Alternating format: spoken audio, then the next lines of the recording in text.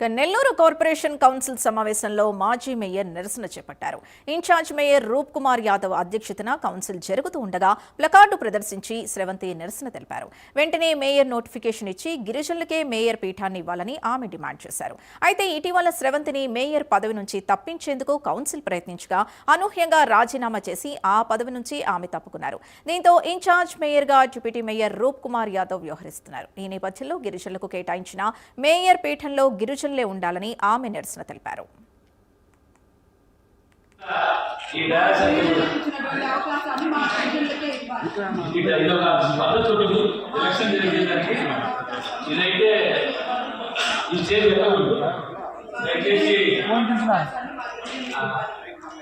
ఇదైతే పద్ధతి కాదమ్మా.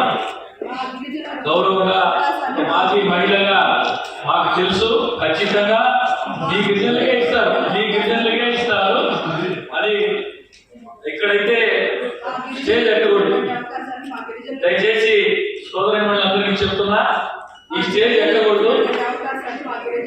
ఖచ్చితంగా గౌరవ మంత్రి గారు నారాయణ సార్ గారు, రూరల్ శాసనసభ్యులు శ్రీధర్ రెడ్డి గారు, పార్లమెంట్ సభ్యులు గుబాల్ రెడ్డి గారు చర్చించుకొని యుఐడిఎఫ్ పథకంలో urban infrastructure development fund UIDF పథకంలో ఆ మిగిలిపోయినటువంటి ప్రాంతాలన్నీ కూడా మనకి వాట్సాప్ పైకి తాగునీటి సరఫరాకి దాదాపు 86 కోట్లు నిధులు శాంక్షన్ అయినాయి, టెండర్లు కూడా పూర్తయినాయి, పనులు ప్రారంభమవుతాయి. అదేవిధంగా తాగునీటి పథకానికి యుఐడిఎఫ్ లో 114 కోట్లతో టెండర్లు పూర్తయినాయి, త్వరలోనే పనులు ప్రారంభిస్తారు. ఇవన్నీ కూడా పబ్లిక్ హెల్త్ ద్వారా పనులు చేపట్టడం జరుగుతుంది. గౌరవ మంత్రి గారు ఇదే అంశానికి సంబంధించి పూర్తి డీటెయిల్స్ మా కరెస్పాండెంట్ నరేష్ అందిస్తారు. నరేష్, రైట్, మొత్తానికి మనం చూసుకుంటే నెల్లూరు నగర కార్పొరేషన్ సంబంధించినటువంటి మేయర్ నోటిఫికేషన్ పై గత కొంతకాలంగా కూడా ఇటు నగరంలో కొంత ఉద్రిక్త పరిస్థితులు అయితే చోటు చేసుకుంటున్నాయని చెప్పుకోవాలి. ఇటీవల కాలంలో మనం చూస్తే మాజీ మేయర్ గా ఉన్నటువంటి పోట్లూరి శ్రవంతి రాజీనామా అనంతరం కూడా ఇక్కడ అదే గిరిజన మహిళ ఎస్టీకి సంబంధించినటువంటి కేటగిరీలో మరో మహిళకు అవకాశం ఇవ్వాలంటూ కూడా, ఎందుకు నోటిఫికేషన్ ఇంకా జారీ కాలేదంటూ కూడా గత కొద్ది కాలంగా కూడా జిల్లా కలెక్టర్ కార్యాలయం ముందు గిరిజన సంఘాల ఆధ్వర్యంలో పెద్ద ఎత్తున కూడా రిలే నిరాహార దీక్ష చేపడతానే ఉన్నారు అక్కడ.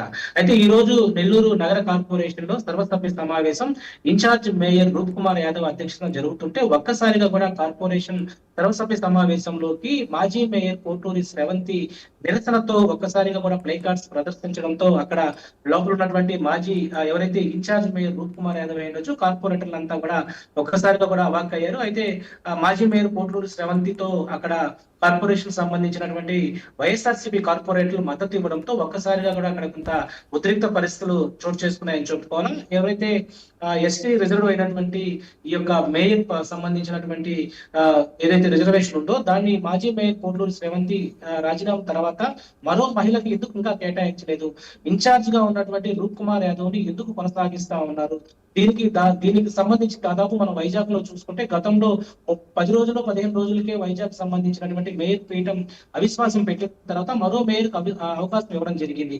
మరి నెల్లూరులో ఎంతటి దౌర్జన్యం ఎందుకు జరుగుతుంది, మేయర్ సంబంధించినటువంటి రిజర్వేషన్ ఎందుకు విడుదల చేయట్లేదు, కేటగిరీకి సంబంధించి మరో 2 మహిళలు ఉన్నారు అంటే మరో రిజర్వ్ కు సంబంధించినటువంటి ఎస్టీ రిజర్వ్ కు సంబంధించిన గిరిజన మహిళలకు కేటాయించకుండా ఈ రోజు ఇన్ఛార్జ్ గా రూప్ కుమార్ యాదవ్ ని ఎందుకు కొనసాగిస్తున్నారు, రాజకీయ పూర్తి స్థాయిలో ఆయనకి మద్దతు ఉండడంతోనే ఇలా ప్రవర్తిస్తున్నారంటూ కూడా గిరిజన సంబంధించినటువంటి సంఘాలంతా కూడా ఒక్కసారిగా కూడా ఇటు కార్పొరేషన్ మేయర్ పై, ఇన్ఛార్జ్ మేయర్ పై, అదేవిధంగా మంత్రి నారాయణపై, అదేవిధంగా మరికొంతమంది నాయకులపై కూడా రిలే నిరాహారం చేస్తూ ప్రతిరోజు కూడా ఇది వార్తల్లోకి వస్తున్నటువంటి పరిస్థితి కనపడతా ఉంది. ఏదైతే ఈ రోజు కార్పొరేషన్ సర్వసభ్య సమావేశంలో ఒక్కసారిగా కూడా పోటూరి శ్రవంతి మాజీ మేయర్ రావడంతో అక్కడ కార్పొరేటర్లు అందరూ కూడా ఒక్కసారి కూడా అవాక్ అయ్యారు. కొంతమంది వైఎస్ఆర్సీపీకి చెందినటువంటి కార్పొరేట్ల మద్దతు ఇవ్వడంతో అక్కడ ఆమె ఇన్ఛార్జ్ మేయర్ ఎక్కడైతే కూర్చో ఉంటారో అక్కడే ఆ స్టూడియో ముందే ఆమె కూడా కూర్చొని ప్లే కార్డ్స్ ప్రదర్శన అయితే చేసింది. కొంత పోలీసులు రావడంతో అక్కడ కొంత సర్దుమణికి చెప్పడం జరిగింది. అయితే